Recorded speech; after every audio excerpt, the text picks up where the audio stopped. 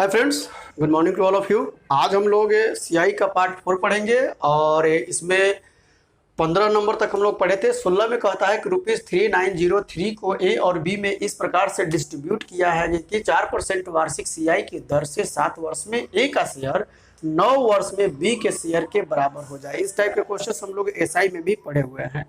तो सीआई में जब भी इस टाइप के क्वेश्चन पढ़े मिले हम लोगों को बनाना पड़े, अर्थात ए और बी को किस रेशियो में बांटना है, तो बहुत से फार्मूलाज होता है, आप फार्मूला का यूज ना करें। जब भी ये देगा तो ऐसे केस में आप क्या करेंगे, दो के ही बीच बांटता है, ठीक है। अगर 3 4 रहे तो उसके लिए हम फार्मूला लिख देंगे, लेकिन अक्सर देखा गया है कि 2 में ही बांटता है सीआई के केस में, ठीक है। लेकिन अगर 3 4 5 में भी बांटे तो आप आराम से बना सकते हैं, हम फार्मूला लिख देंगे, ठीक है। तो 2 के केस में आप क्या करिए, डायरेक्टली ए और बी के शेयर का रेशियो क्या करिएगा, जो फॉर्मूला होता है जिसे लिखवाए थे 1 + r/100 होल पावर n, ये होता है। तो n का वैल्यू यहां पर आप क्या करिएगा, इन दोनों का अंतर वाला वैल्यू लिख लीजिएगा। तो 9 और 7 का अंतर 2 होगा, अगर 7 10 रहता तो 3 होता। क्लियर यहां, तो बस पावर 2 दे दीजिएगा। अब यहां पर देखिए r का वैल्यू 4 दिया हुआ है, 4 दिया हुआ है r का वैल्यू। अब हम 4 रखेंगे तो ये कितना जाएगा, 26/25 होल पावर 2, अर्थात 676 डिवाइडेड बाई 625, अर्थात ए को अगर 676 मिलेगा तो बी को 625। दोनों को मिला करके कितना मिला, जोड़ लेंगे हम लोग। 6 5 11, 7 2 9 1 10, 6 2 12 1 13। तो यहाँ पर 1301 और रियल में कहता है बांटना कितना है, 3903। एक का वैल्यू हम देखते हैं तो 3 आता है। अब ए का पूछेगा तो 676 से गुना कर लीजिएगा, बी का पूछेगा 625 से कर लीजिएगा। कोई दिक्कत नहीं होनी चाहिए इस टाइप के प्रॉब्लम्स में। अब मान लीजिए कभी कभी बन गया, ये सोल्व कर लीजिएगा। अब कभी कभी क्या होता है, अगर ए बी सी डी में बांटना हो तो कुछ है नहीं। अगर मान लीजिए ए एस टू डायरेक्टली लिख लीजिएगा, A is to B is to C, 3 को अगर बांटना हो तो मान लीजिए इस क्वेश्चन बन गया ये, ठीक है। अगर 3 रहता 4 रहता तो कैसे, कुछ करने की जरूरत नहीं है।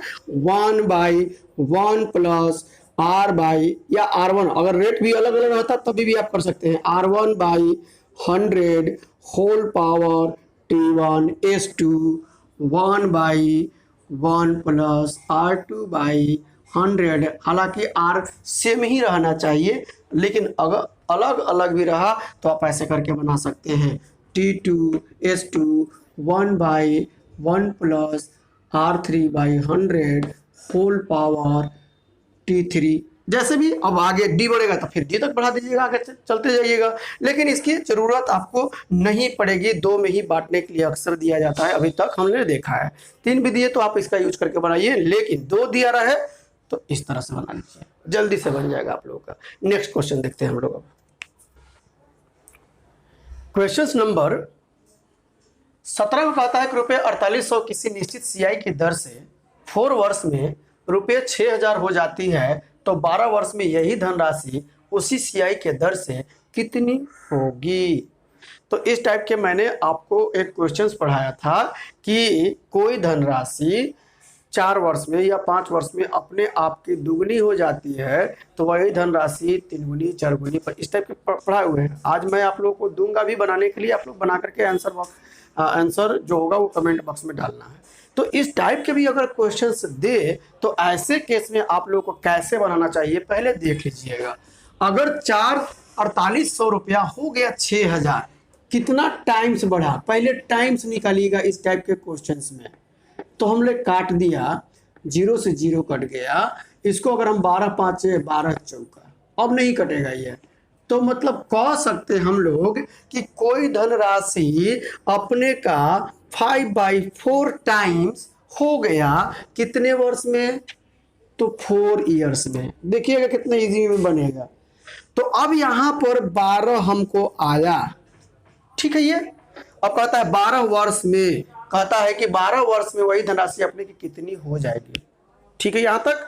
तो 12 वर्ष लाने के लिए हम लोग क्या बोलते हैं, इसी का हम लोग पावर चढ़ाते हैं यहाँ पर n, और इसमें हम लोग क्या करते हैं, गुना करते हैं। ठीक है ये। तो जब यहाँ पर एन का वैल्यू क्या रहे, एन में इतना से गुना करके मेरा क्या आना चाहिए, 12 ईयर्स आना चाहिए, अर्थात 3 होना चाहिए, तभी तो आएगा। अतः हम कह सकते हैं कि 5/4 के होल पावर 3 अर्थात 125 डिवाइडेड बाई 64। अर्थात अगर मेरे पास 64 रुपया था तो 12 वर्षों में क्या हो गया, 125 हो गया। इसलिए 64 का वैल्यू कहता है कितना, 4800। 1 का निकालिएगा, 125 का निकालिएगा। फिर से सबसे पहले अगर इस टाइप के डिजिट में दे, जैसे हम कहते थे 2 गुना 3 गुना 4 गुना, अगर वैसा ना दे करके डिजिट में दे कि 4800 रुपया हो गया 4 वर्ष में 6000 रुपया, तो ये 4800 रुपया 6000 हुआ तो कितना टाइम्स हुआ आपने का, 5/4 टाइम्स हुआ। कोई दिक्कत नहीं होनी चाहिए यहाँ तक। तो जब 5/4 टाइम्स हुआ और कहता है 12 वर्ष में कितना, तो 12 वर्ष में अपने का क्या हो गया, 125/64, अर्थात 64 था हो गया 125, अर्थात 64 का वैल्यू 4800, 1 का वैल्यू निकालिएगा, 125 का वैल्यू निकालिएगा। इस टाइप के भी क्वेश्चंस बहुत मिलेगा आप लोगों को बनाने के लिए। मैं एक्स्ट्रा भी ऐड किया हुआ, मैं पढ़ाऊंगा, टेंशन लेने की जरूरत नहीं है, बस प्रैक्टिस करते रहिएगा। नेक्स्ट क्वेश्चन नंबर 18 में कहता है कि कोई धन सीआई पर 3 वर्ष में रुपए 6690 एंड 6 वर्ष में रुपए 10,035 हो जाता है तो धन बतलाएं। इस टाइप के एगो और क्वेश्चंस पहले हम लोग मिला था, उसमें रेट और प्रिंसिपल निकालने के लिए कहे थे और वहां पर कंजिक्यूटिव ईयर्स की बात किया था, याद होगा आपको, वीडियो देखिएगा प्रीवियस वाला। यहां पर कंजिक्यूटिव ईयर्स ना हो करके 3 है तो 6, 4 रहेगा तो 8 कहेगा, 2 रहेगा तो 4 कहेगा, 5 रहेगा तो 10 कहेगा। इस टाइप के क्वेश्चन जस्ट दुगना की बात करता है।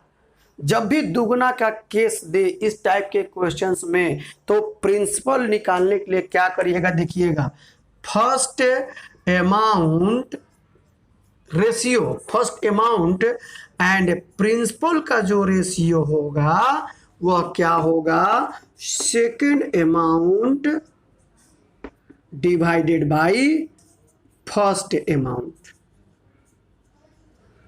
अर्थात इसको जब हम लोग रेशियो निकालेंगे 10,035 डिवाइडेड बाई 6690, रेशियो निकलेगा तो 3/2 आएगा।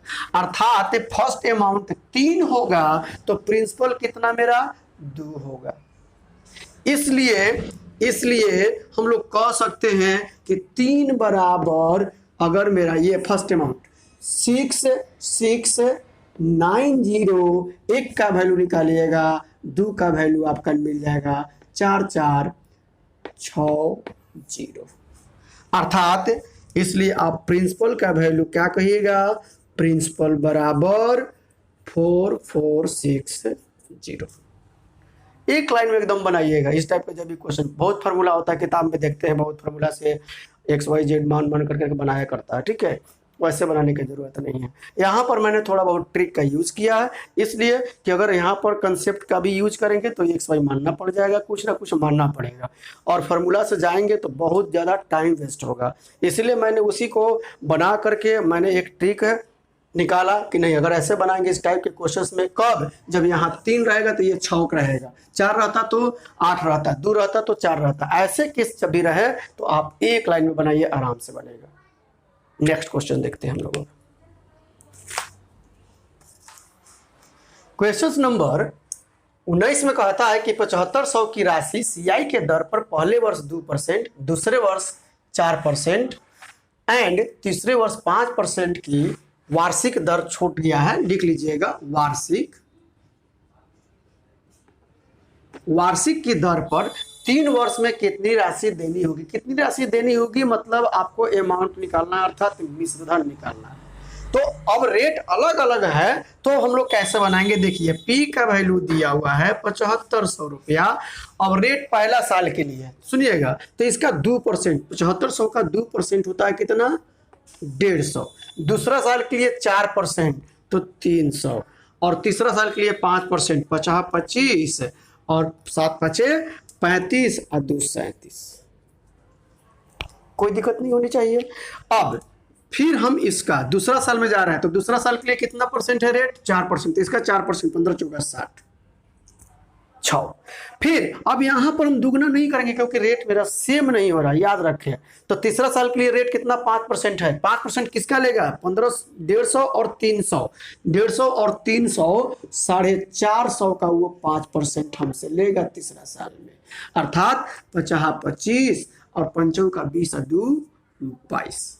फिर हम तीसरा साल में इन किए, इसका हम 4% निकाले हैं, इसका 5% लेगा, 6 5 30, अर्थात 0.3। जब हम ये सब को जोड़ेंगे तो ये हमको क्या देगा? हमको CI देगा। लेकिन हमसे क्या पूछा है? अमाउंट पूछा है, इसलिए अमाउंट बराबर ये वाला P प्लस ये वाला CI जोड़ लीजिएगा, सोल्व करके जोड़ लीजिएगा, आंसर आ जाएगा। इसी से रिलेटेड एक आपके बुक में क्वेश्चन नंबर 2 दिया हुआ है, हम उसको भी देख लेते हैं, ठीक है? इसको नोट कर लीजिएगा, आंसर लिखिएगा। क्वेश्चन नंबर इसका बुक का 2 में कहता है कि 10,000 रुपये का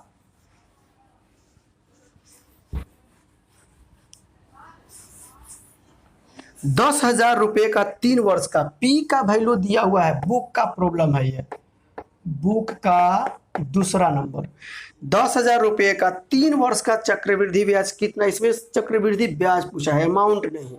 कितना होगा? जबकि ब्याज की दर प्रथम वर्ष 4%, द्वितीय वर्ष 5% तथा तृतीय वर्ष 6%। P का वैल्यू 10,000 दिया हुआ है। चलिए फर्स्ट ईयर्स में कहता है 4%, इसका 4% 400 होगा, 5% दूसरा साल में 500 होगा और तीसरा साल में 600 होगा। अब हमको इसका क्या करना है? दूसरा में तो 5%, इसका 5 का 20 और 20 दूनी 40 नहीं लिखना है क्योंकि रेट सेम नहीं है, यह डिजिट सेम नहीं है। तो 500 और 400 कितना सौ होता है? 900 होता है। 900 का तीसरा साल के लिए जाएंगे तो 6%, अर्थात 54 यहाँ पर लिखेंगे और फिर इसका 6%, 6 दूनी 12, 1.2। कोई दिक्कत नहीं होनी चाहिए, सबको जोड़ लीजिए। अब देखिएगा 4 1 5, सबको जोड़ेंगे। अगर हम मान लीजिए 55, ये 55 हो गया, 55 और 20 आपका 75 हो गया। तो ये 6 5, ये 6 4 10 15, 1575.9 ये आपका CI हुआ। और ऑप्शंस में आपका ऑप्शन नंबर C मिला लीजिएगा आप लोग, ठीक है? अब यहाँ पर मिस लिख दिए कि यहाँ पर आंसर है, वहाँ भी सही था, उसमें कहीं से कोई गलत नहीं है। अब जोड़ना घटाना ये आपका काम है, ठीक है?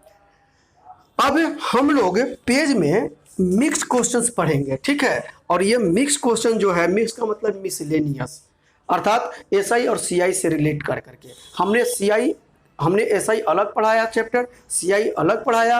अब हम एग्जाम में जो होता है, खास करके बैंकिंग या SSC के एग्जाम्स में अलग अलग बहुत रेयर केस में देता है, SI से प्रॉब्लम्स और CI से प्रॉब्लम्स अलग अलग रेयर केस में देता है, लेकिन मिला करके दोनों को अधिकतर देता है, अर्थात SI और CI का केस को मिक्स करके देता है। तो हम लोग अगले वीडियो में पार्ट 5 में हम लोग मिसलेनियस पढ़ेंगे, अर्थात mix problems of SI and CI पढ़ेंगे। क्लियर? ये अभी SI CI खत्म नहीं हुआ है, ठीक है?